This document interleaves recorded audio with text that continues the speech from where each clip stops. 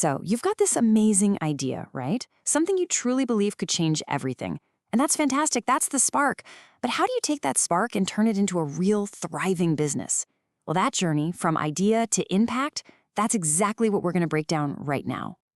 Oh, it's the best feeling, isn't it? That light bulb moment when a new concept just clicks. Maybe it's an app, a new kind of service, a product you just know people will love. You can see it all so clearly, and the potential just feels endless. But then, that little voice starts whispering, right? Is this actually a good idea, or does it just sound good to me? This right here, this is that moment of doubt, of uncertainty that stops so many brilliant ideas dead in their tracks before they even get a chance to breathe.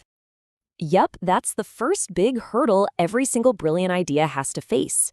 Think of it like a giant wall built out of all your assumptions, all the risk, and just that big fear of the unknown.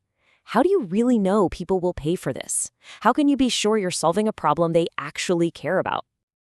I mean, let's be real. Trying to build a business on just guessing, it's like trying to build a skyscraper on a sandcastle. You can guess who your customers are, you can guess what they want, but all that guesswork is just a fast track to wasting a ton of time, a ton of money, and watching a great idea fizzle out. So, how do you break through that wall? How do you stop guessing? Well, you're gonna need a secret weapon. And that weapon, the thing that turns all your maybes into a solid yes, is market research. Okay, so the textbook definition here sounds a little stuffy, I'll admit. But stick with me, because what this really means is that you're creating a system for finding answers. You're not just throwing spaghetti at the wall, you're actually gathering real information, making sense of it, and using it to make smart moves. Let's put it another way. It's the difference between crossing your fingers and hoping your idea works, and actually knowing how to make it work. It's about replacing that fear and uncertainty with cold, hard facts and a whole lot of confidence. Okay, so you're probably thinking, great, but how do I actually do this stuff? Let's pop open the toolkit. The very first tool is one you've probably seen a million times, the survey.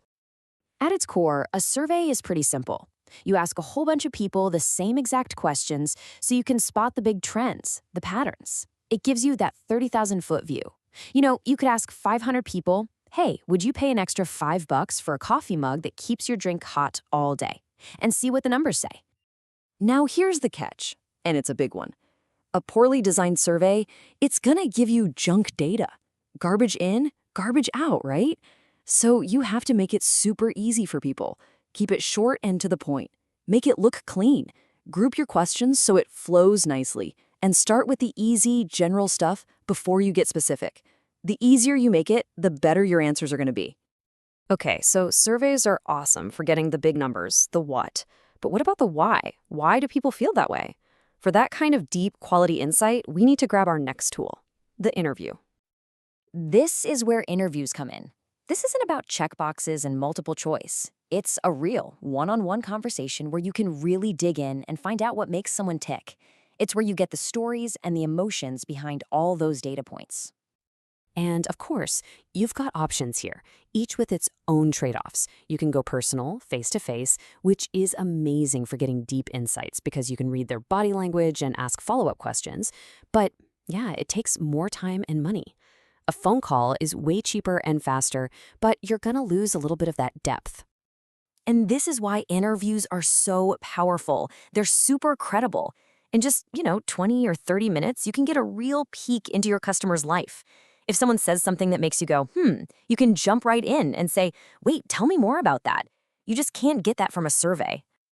All right, we've covered the one-to-many with surveys and the one-to-one with interviews. What's next? Well, our final tool is all about the power of the group. Let's talk about the focus group discussion. Yeah, a focus group. Just picture it. You get a small group of your ideal customers in a room, all talking about your idea. It's amazing what happens when one person's comment sparks an idea in someone else, and then that snowballs. You'll uncover things you would have never thought of on your own. But, and this is a big but, you can't just throw people in a room and hope for the best. It's got to be done right. 8 to 10 people is kind of the magic number. And you need a really, really good moderator, someone who knows how to keep the conversation flowing without controlling it. And make sure everyone in the group is similar. You want all retail customers or all small business owners, so the conversation stays focused. And that's it. That's your toolkit. You've got surveys for the big picture, interviews for the deep dive, and focus groups to get those creative sparks flying. Your secret weapon is officially ready to go. So really, it all comes down to this. The answers you're looking for, they're out there. Your customers are literally waiting to tell you what they need, what they want, and what they'll pay for. The only real question left is, are you ready to stop guessing and start listening?